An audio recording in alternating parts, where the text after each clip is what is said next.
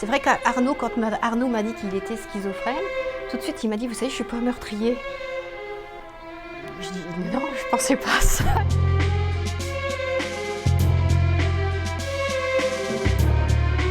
On rencontre tellement de gens différents que finalement chaque parcours va être une aventure différente.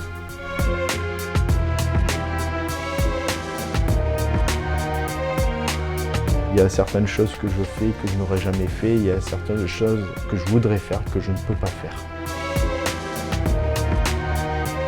On les voit handicapés, mais on les voit plus comme des personnes.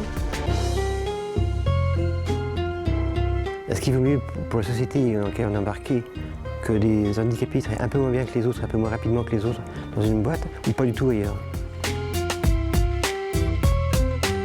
Un employeur, c'est quand même quelqu'un qui doit faire tourner son entreprise. Donc vous ne pouvez pas lui demander de faire du social pour du social.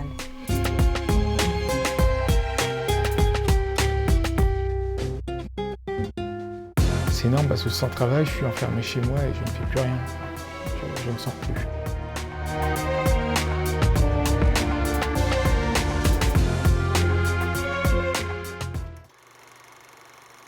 Voilà l'image commune que nous avons du fou. Il peut être dangereux, illuminé, excessif, simplet, imprévisible. Suis-je fou quand je suis atteint de troubles psychiques? Est-ce que je dois être enfermé? Qu'est-ce qui fait que je suis différent? Est-ce que je peux avoir un travail? L'équilibre psychique repose sur un dosage complexe de différents éléments qui interagissent entre eux. Il y a l'histoire familiale, mais aussi l'éducation, l'amour, le stress, des traumatismes plus ou moins importants. Il y a des facteurs biologiques, trop ou pas assez de neurotransmetteurs par exemple, et certainement aussi une histoire de gènes. Un trouble dans un de ces paramètres, un déséquilibre entre eux, et le développement harmonieux de notre personnalité peut s'altérer. Ça peut concerner tout le monde. Tout le monde. Alors, il y a certainement une fragilité ou une prédisposition qu'on n'a pas détectée avant, ou que les gens n'ont pas détecté eux-mêmes, mais ça peut toucher tout le monde. Jérôme a 36 ans. Il a un master de droit, il est marié et il a eu un début de carrière de commercial prometteur. Mais quelque chose d'invisible a entravé sa marche en avant.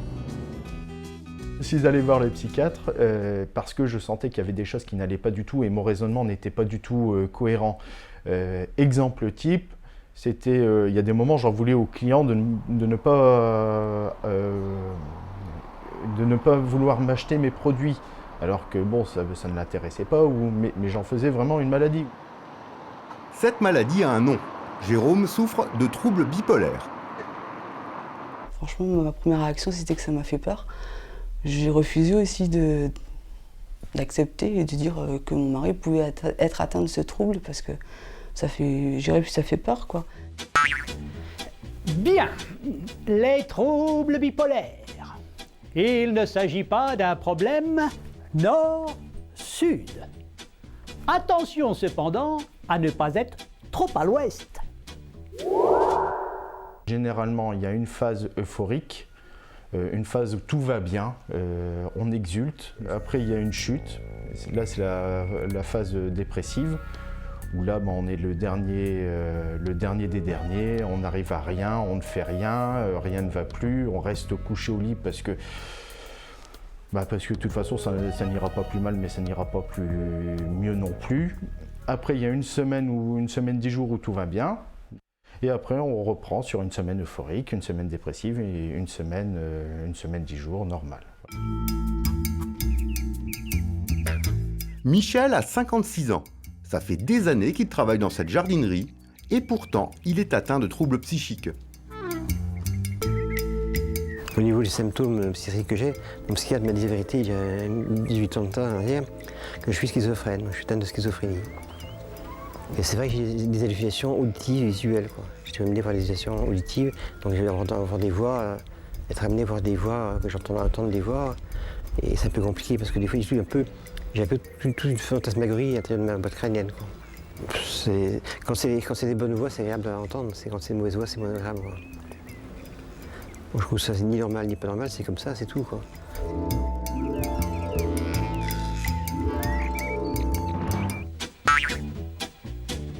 Dites, vous savez que quand il neige, on peut faire du schizophrène?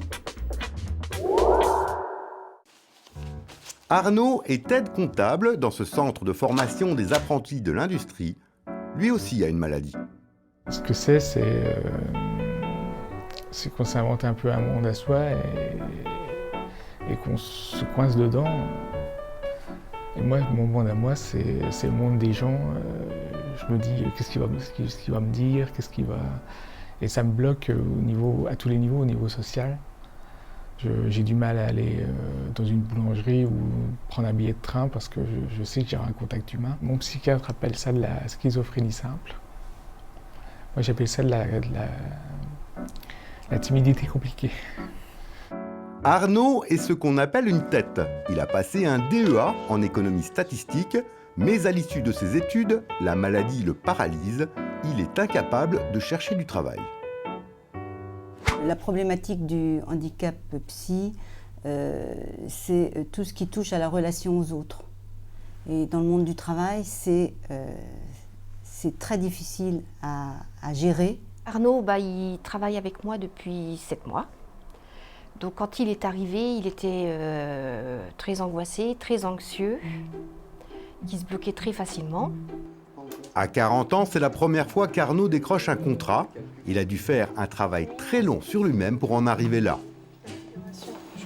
Bonjour Arnaud. Communiquer avec les autres lui demande des efforts considérables.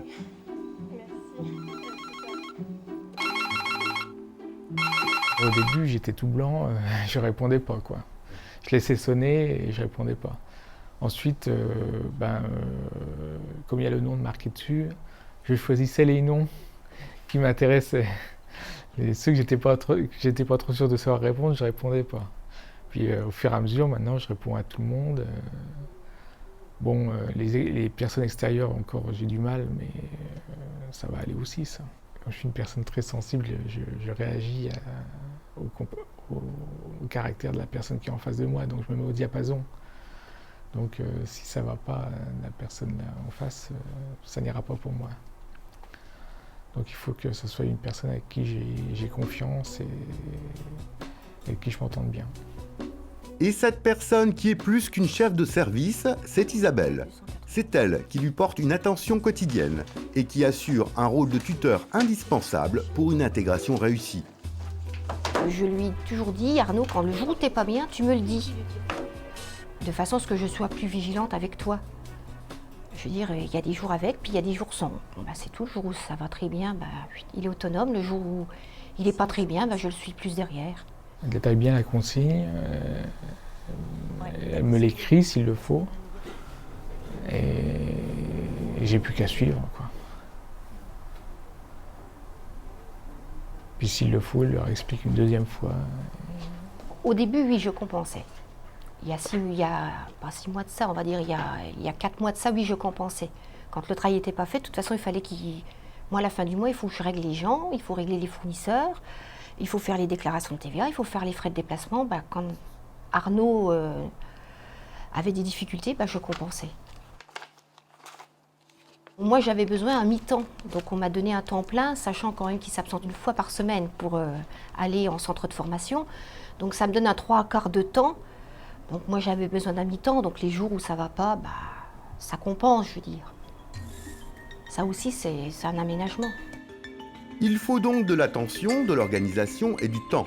Ce sont les ingrédients de base qui doivent être adaptés au cas par cas. Il n'y a pas de recette toute faite.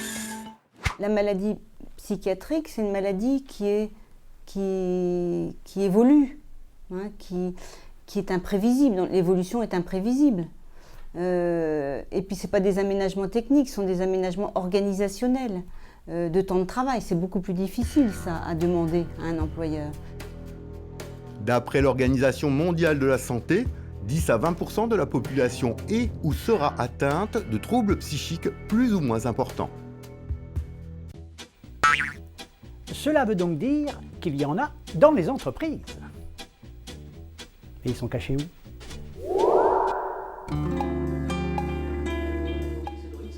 Nous sommes dans les locaux de DIMO, le dispositif d'insertion en milieu ordinaire de l'association Espoir 54. Ce service aide et accompagne des personnes souffrant de troubles psychiques à se repositionner sur le marché de l'emploi. Il y a des difficultés psychiques et une volonté de s'intégrer dans le monde du travail. On part de cette envie-là, de ce désir-là d'emploi, et on va essayer de voir s'il est possible. DIMO a été un tournant parce que avant ce projet, avant chaque rendez-vous d'embauche, ils ont toujours été présents pour me dire attention, là il y a tel problème qui va se poser, là l'avantage est ici, l'inconvénient est là, est-ce que vous allez pouvoir supporter ce travail, attention au nombre d'heures, est-ce que vous êtes capable physiquement, mentalement, psychologiquement capable. Donc ils ont toujours été non pas là pour freiner le projet, mais pour dire attention, il risque d'avoir des contraintes. Est-ce que vous y avez pensé? C'est quoi ma situation de handicap à moi? Est-ce que c'est une certaine fatigabilité en lien avec un traitement qui me nécessiterait plutôt un temps partiel? Est-ce que c'est finalement un travail à responsabilité mesurée qui ne me met pas non plus dans une situation de pression et du coup qui fait que je peux retourner au boulot tous les matins sans avoir forcément beaucoup d'angoisse, beaucoup de stress qui vont finalement me freiner et m'handicaper fortement dans mon emploi. Donc on va essayer de trouver finalement l'environnement qui permet l'expression des compétences le plus possible. Ce travail d'accompagnement peut prendre parfois plusieurs années. Mais du coup, ces personnes savent souvent mieux que la plupart d'entre nous comment elles sont en situation de travail, ce qu'elles sont en capacité de faire et jusqu'où elles peuvent aller. C'est fou, hein? C'est Madame Harry, la mère de l'actuel dirigeant, qui a embauché Michel dans cette entreprise familiale. Les quelques heures de travail hebdomadaires se sont rapidement transformées en contrat à plein temps et ça fait 18 ans que ça dure. Je vais le voir assez souvent dans la journée pour demander comment ça se passe, comment ça va. Et bon, par rapport à ses paroles, cet échange, je comprends s'il ne va pas bien. Il me cadre. Il me cadre à mon travail, il me dit bah, il y a tel boulot à faire, on s'y prend de telle façon pour le faire, t'as ton temps devant toi pour le faire. Après, il n'y a plus qu'à mettre en pratique ce qu'il a expliqué. Où il y a un peu des soucis des moments, c'est quand le travail n'est pas bien défini, où Michel attend 5 minutes, 10 minutes. Alors des fois, il y a des angoisses qui remontent. Et de là, il est paniqué. Alors j'essaye de lui faire un petit travail qui soit bien défini. J'essaye de réfléchir toujours qu'il ait quelque chose pour pas que ces angoisses remontent.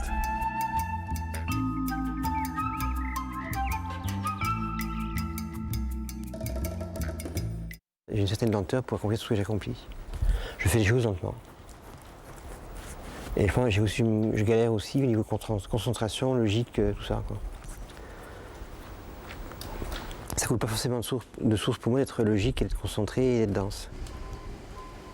C'est un effort pour arriver à être dans tout ça, quoi. Michel travaille à peu près 60% par rapport à une personne valide dans l'entreprise. Le travail en lui-même, je pense que je ne suis pas très rentable. Uniquement par rapport au travail que je peux faire ici, je ne pense pas que je sois hyper rentable financièrement pour lui, quoi.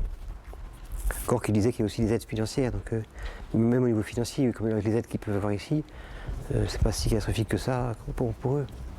En employant un travailleur handicapé, cette PME répond aux obligations légales et ne paie donc pas de pénalité. En plus, sur le poste de Michel, cette entreprise bénéficie d'aides financières qui correspondent aux charges patronales, ce qui peut compenser d'éventuelles incapacités. On a des rempoteuses, on a des moments où on met des plaques, un fond, et on met des barquettes dessus pour transporter les plantes. Si la machine s'arrête assez régulièrement, qu'il ait le temps de se concentrer, là ça se passe bien. Mais sinon, si c'est en continu, où ça avance, il faut coordonner 2 mouvements, Michel va s'inquiéter. Donc là, il sera embêté. Il ne va pas pouvoir se concentrer et il va dire stop, je ne peux pas le faire. Il y a des postes pour lesquels les salariés ne pourront pas, que les salariés ne pourront pas tenir. Pour des raisons d'exigence de rythme de travail ou peu compatibles avec la vie qu'ils doivent avoir assez calme. C'est sûr que si vous allez être dans un emploi où c'est la rapidité qui fait finalement la productivité et qui fait le gain de l'entreprise, vous n'avez aucun intérêt à embaucher quelqu'un qui est plus lent. Par contre, si vous êtes dans un métier où la rapidité d'exécution est un des éléments parmi d'autres, d'autres vont pouvoir être par exemple la qualité du contact clientèle, la qualité des liens mis en place, d'autres compétences, ben vous allez pouvoir vous dire finalement je fais la part des choses, j'accepte de me dire effectivement cette personne est un petit peu plus lente, c'est l'adaptation de son poste. Je peux demander aussi finalement une adaptation, des aides financières par rapport à cette adaptation-là, mais je m'y retrouve sur un autre terrain. Clairement, voilà, on est dans cette balance-là. Ce qui pèse aussi dans la balance, c'est le suivi médical du salarié. Les médicaments, j'en prends un bleu le matin, un rouge à midi, 2 verres le soir. Attention, j'oublie pas d'en prendre parce que sinon je suis un peu à l'ouest. Hein. Il y a eu déjà de gros efforts de fait avec les médicaments. Il y a eu des nouvelles molécules, des nouveaux produits qui font qu'il y a de moins en moins d'effets secondaires. Avant, il y avait des effets secondaires quand on voyait les gens arriver. C'était effrayant. Maintenant, il n'y a plus d'effets secondaires ou de moins en moins. Aussi, il y en a, c'est parce que il faut ajuster le traitement. Là, il est vraiment bien. Là, je veux dire, l'Arnaud, là, il est, je dirais, alors, vous allez peut-être me dire que j'exagère, mais c'est un Arnaud épanoui qu'on a maintenant. Ça fait 1 mois ou 2, si, il est épanoui. Mais apparemment, c'est dû au traitement. Donc, je veux dire, quand on lui parle, on voit qu'il percute tout de suite. Alors qu'il y a des fois, il fermait les yeux, on ne savait pas si il nous écoutait, s'il nous entendait. C'était gênant, hein, même pour moi.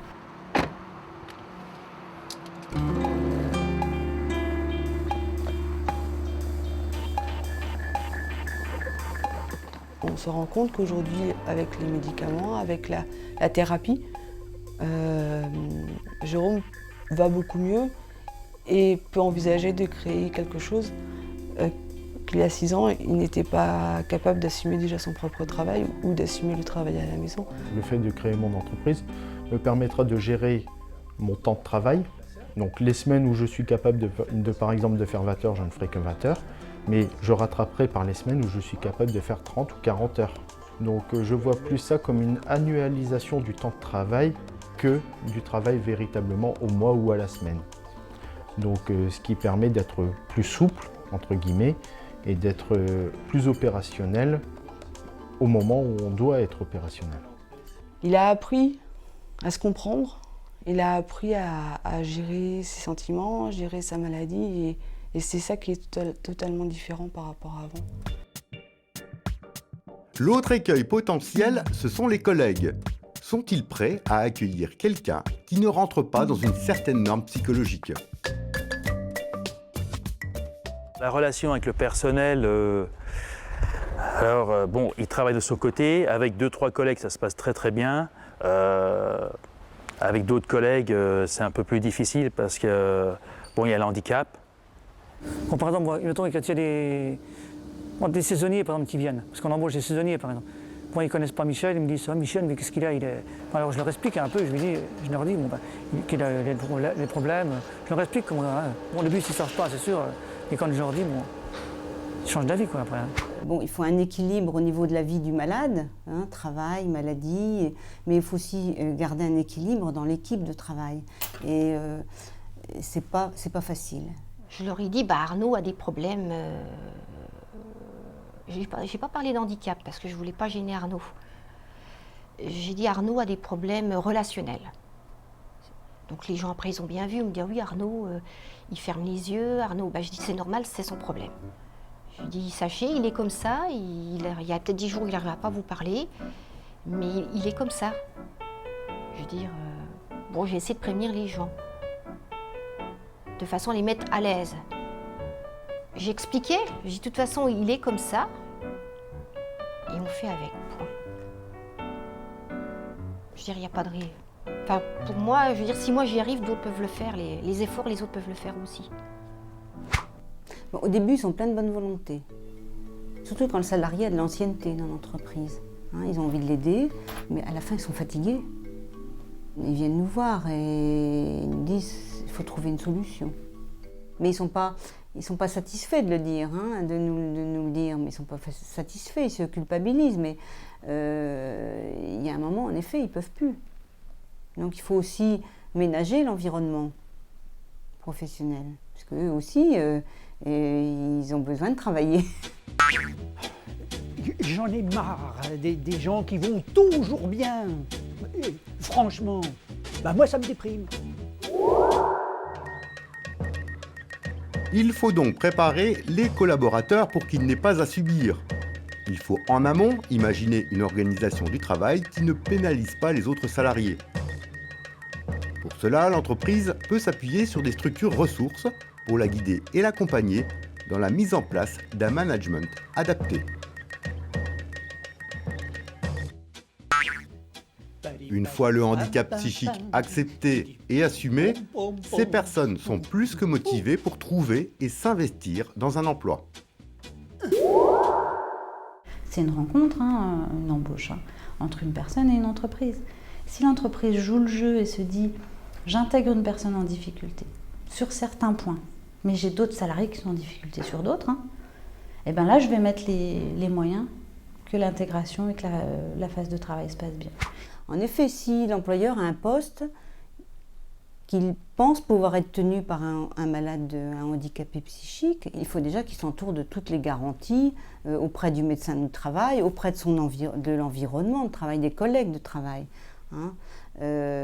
Pourquoi pas, oui. Mais il faut démarrer du poste. C'est l'histoire d'un patron qui a un poste. Il y a 3 fous qui viennent pour passer un test. Le patron leur pose une question. Combien font 3 x 3 ? Le premier, 648. Patron, dehors. Le deuxième, vendredi. Le troisième, 9. Ah, bravo, vous êtes embauché. Dites donc, entre nous, comment vous avez fait pour trouver ? Écoutez, c'est bien simple, hein, j'ai divisé 648 par vendredi. C'est drôle, non ? Il faut à un moment donné que chacun se dise ça ne sera pas si simple que ça. Il peut y avoir des moments où ça clash, il peut y avoir des moments où ça coince. Mais ça vaut le coup parce que j'ai trouvé aussi le salarié qui correspondait à mes besoins. Alors il y a beaucoup, je pense, d'employeurs qui diraient non. Moi, c'est ce que je pense. Hein. Je veux dire, ils ne veulent pas perdre de temps avec une personne qui un jour va bien, un jour va mal. Après, moi, je dis, il faut... Alors bon, c'est sûr que là, c'est une réussite avec Arnaud. Est-ce que c'est toujours une réussite? Ça, je ne sais pas. Mais moi, pour moi, personnellement, ça a valu le coup que je m'investisse parce que derrière, maintenant, il assure bien, quoi. Je veux dire, derrière, il y a un rendement, maintenant. J'ai plein de copains qui auraient pu faire ce que je fais, et qui n'ont pas de boulot, qui ne bosseront jamais. Et si on avait tendu un peu la perche à l'époque de leur vie, ils n'auraient sûrement pu travailler. Dans notre société, la différence est souvent une source de contrainte, parce qu'elle nous déstabilise, elle nous oblige à nous remettre en question, à nous adapter. Et pourtant, c'est bien cette différence qui enrichit notre rapport à l'autre. C'est elle qui nous permet de voir les choses autrement. C'est souvent la marque des projets ambitieux et un peu fous.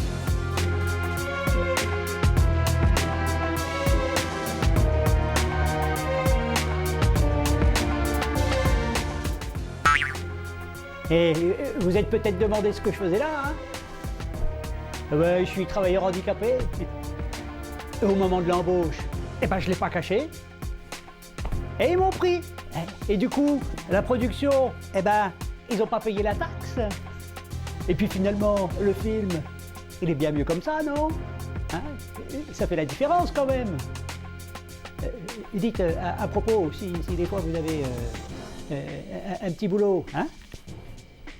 Pensez à moi.